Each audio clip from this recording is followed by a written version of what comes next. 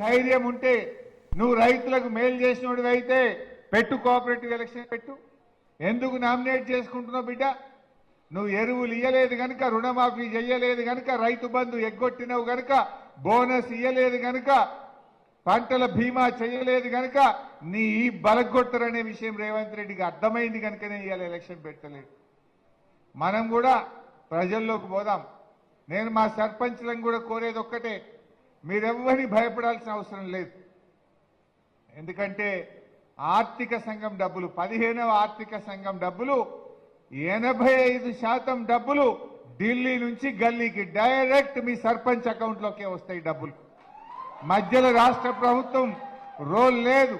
నా రేవంత్ రెడ్డి ఆపలేడు, నా మంత్రి ఆపలేడు, నా ఎవ్వడు ఆపలేడు. ఢిల్లీ నుంచి డబ్బులు డైరెక్ట్ గా సర్పంచ్ల అకౌంట్లలోకే వస్తాయి. సర్పంచ్ ఎంత పవర్ఫుల్ అంటే ఈ దేశంలో ఎమ్మెల్యేకి చెక్ పవర్ లేదు, మంత్రికి చెక్ పవర్ లేదు, ముఖ్యమంత్రికి చెక్ పవర్ లేదు, ప్రధానమంత్రికి చెక్ పవర్ లేదు. గ్రామ సర్పంచ్కే ఉంది, రాష్ట్రపతికే చెక్ పవర్ ఉంటుంది. You are that powerful. మీకే చెక్ పవర్ ఉంటుంది. ఆ పైసలు ఎవడో ఆపుతాడు, ఎవడో ఆగబడతాడు అని భయపడాల్సిన లేదు. ఆర్థిక సంఘం నిధులు 85% నిధులు నేరుగా సర్పంచ్ల ఖాతాల్లో జమ అవుతాయి. మీరెవరు భయపడాల్సిన అవసరం లేదు.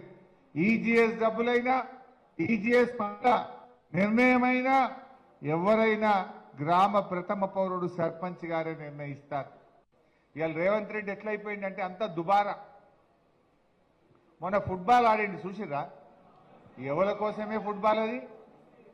ఈయన మనుమడి షోకు తీర్చుకోవడం కోసం 100 కోట్ల రూపాయలు ఖర్చు పెట్టిండు. నువ్వు ఫుట్బాల్ ఆడితేంది, నువ్వు ఏం ఆడితే మాకేందా రేవంత్ రెడ్డి? సింగరేణి కాలనీసి 10 కోట్ల రూపాయలు తీసుకుపోయి ఫుట్బాల్ మ్యాచ్కు పెట్టిండు.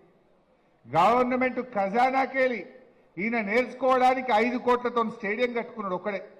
5 కోట్లు పెట్టి ఈయన సొంతం స్టేడియం కట్టిండు గవర్నమెంట్ పైసలతో. నీ సొంతం పైసలతో కట్టుకో.